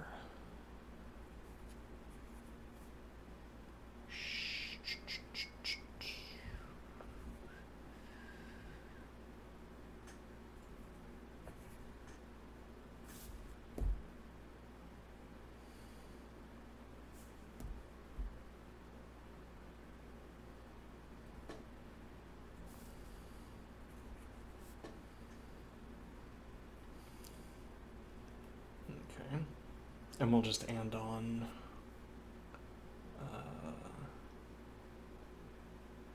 yeah, though again we had to be wary about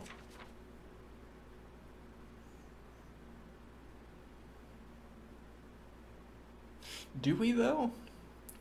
Yeah, we do have to be, because it's not a hypothesis that R is an element of A. It's right. It's, if it were a hypothesis, we could and it on whenever we want, but it's not. It's part of this conditional expression. Alright, I guess we'll go ahead and add that in now. And where that goes is, alright, so we have we have open close, open close, open close, and then we have and R is an element of A. Open close. Okay.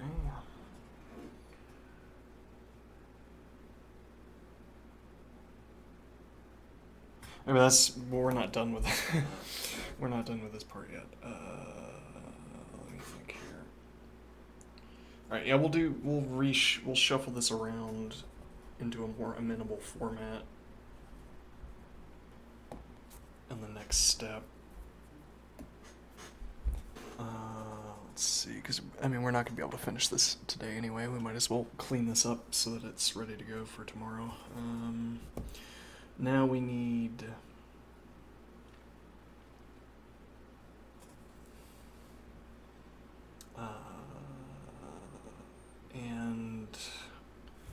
let's do this. Okay, so, and if D is an element of R,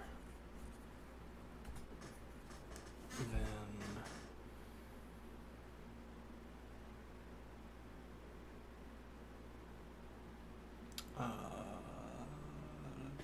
there exists a P and there exists a Q. We'll do V, no, we'll do, yeah, PQR, yeah. There exists a P and there exists a Q, that's a G.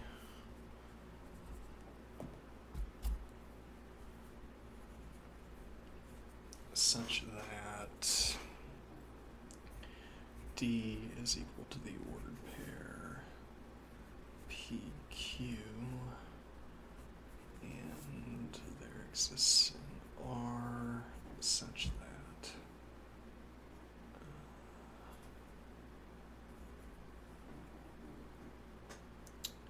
the ordered pair SR is an element of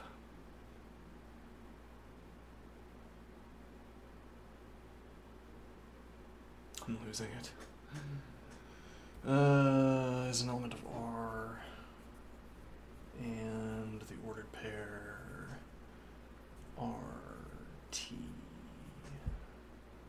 Oh, incorrect. PR, right? And then that R was correct.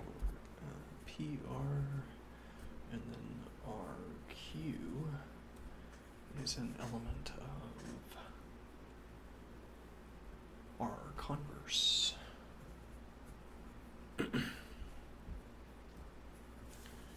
Open, close. Open, close.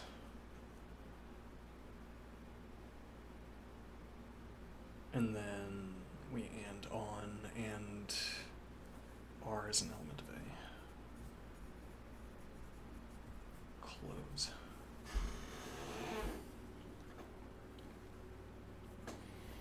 Which is interderivable with the expression, so we're going to put this at the end so that I can line up these.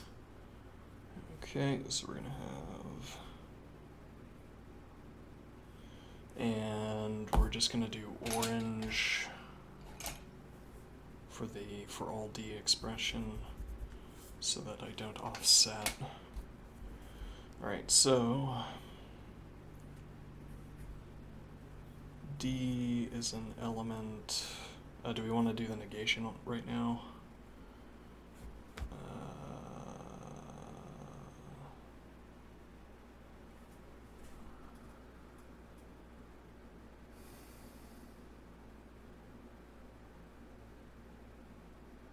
Let's just get it lined up first. So we only have to think about one thing at a time. Alright, so if D is an element of, let's put in another bracket so that I can bracket this up. D is an element of R slash R converse, close bracket. I'm reading from up here. Yeah. Oh no. The erasing snow.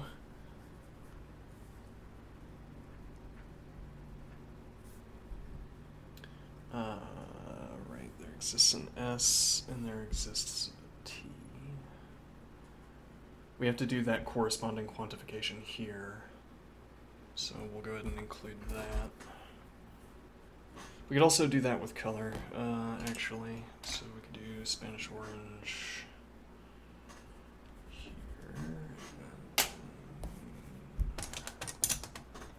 Exists a P and there exists a Q here.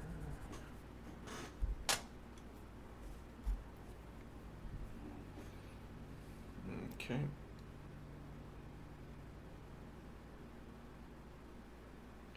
So Spanish orange.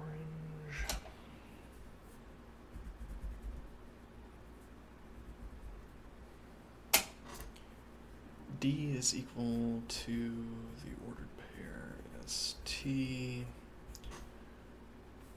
and there exists a U such that the ordered pair SU. I guess we don't really need that bracket, so let's shear it out. Alright, the ordered pair SU is an element of R, and the ordered pair UT is an element of R converse. Actually, we can go ahead and make that switch.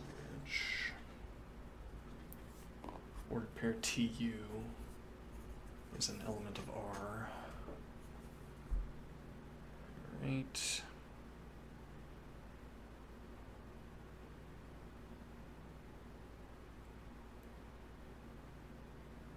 Then D is an element of R. So we've opened up this bracket. Okay, so then D is an element of R. So close bracket, and then close bracket. Okay, and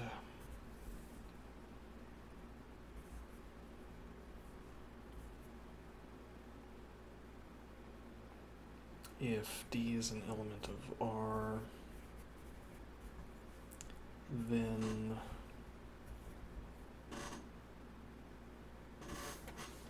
we can do that. Okay, then open bracket and open bracket again.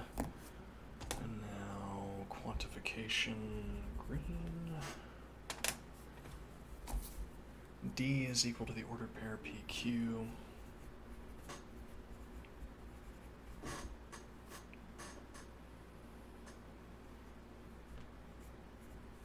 And the ordered pair, oh, and there exists an R.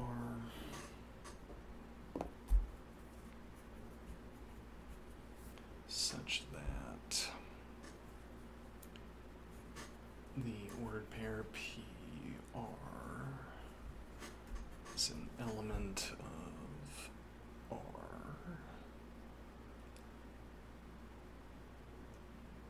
Yeah. And the ordered pair QR is an element of R. Oh, I needed the OR expression at the end, or else I have to devote an entire additional line.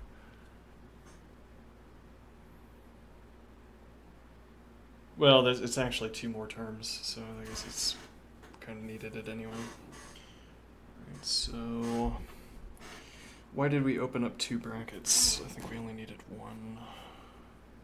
Yep. Let's see. Close bracket. And then close bracket. And then I kind of want that to be indented. And R is an element of A, or not R is an element of A.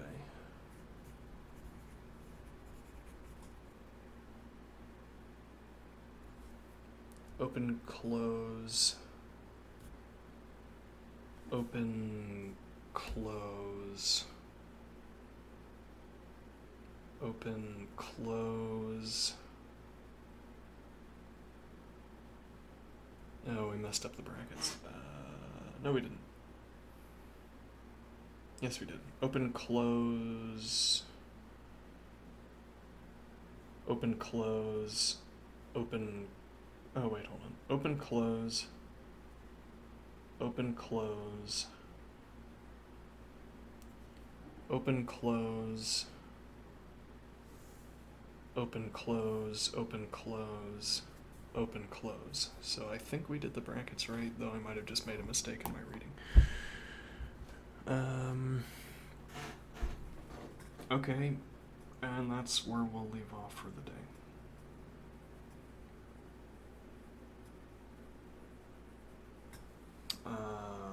If we want to be a little bit bit more thorough in our coloring, or perhaps a little bit more thorough in our condensing. Do grass green and canary yellow. All right. Have a good one. Good luck.